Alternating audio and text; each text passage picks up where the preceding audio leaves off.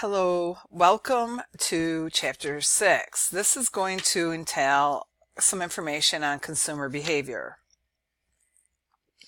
First, when we want to look at it, we want to look at the consumer buying process, which consists of 5 main steps. We have need recognition. Consumer simply realize they have an unsatisfied need or want, and they hope to address it. Second, they begin to search for information to determine how to satisfy that need. Third, during the alternate evaluation stage, they assess the various options available to them to determine which is the best for their purposes. Fourth is the purchase stage. And finally, consumers enter the post-purchase stage, which determines whether they are satisfied or dissatisfied with their choice.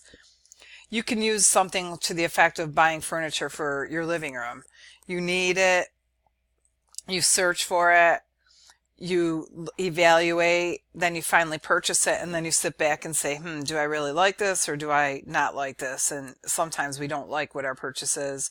And that is very difficult because, it's just very bad feelings and you wish you had bought something else.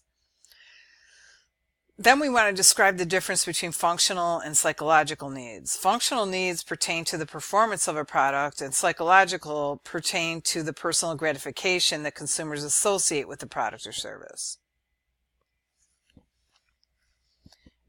When we're looking for information, the information search that people undertake varies depending on both external and internal factors.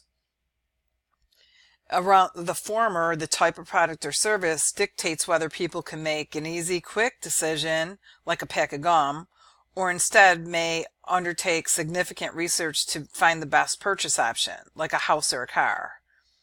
A person's perceptions of the benefits versus the cost of the search also determine how much effort they undertake. These perceptions often relate closely to their perception of the risk involved in their purchase. Finally, people's locus of control, whether external or internal, strongly influences their information search. Marketers hope that after their purchase, consumers are satisfied and pleased with their purchase, which can lead to customer loyalty, a positive post-purchase outcome. However, consumers also may suffer post-purchase dissonance or buyer's remorse, which is what we mentioned earlier if you get the furniture and you don't like it. The elements of the marketing mix, product, price, promotion, and price, have significant effects, of course. In addition, social factors such as family and culture influence not only what a customer buys, but also how a customer goes about making a purchase decision. The psychological factors that influence purchase decisions include motives, attitudes, perceptions, learning, and lifestyle.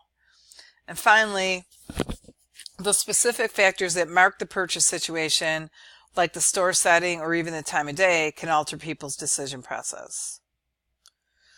More involved consumers who are more interested or invested in the product or service they are considering tend to engage in extended problem solving. They gather lots of information, scrutinize it carefully, and then make their decisions with caution to minimize any risks that they may confront. In contrast, less involved customers often engage in limited problem solving, undertake impulse purchases, or rely on habit to make their purchase decisions.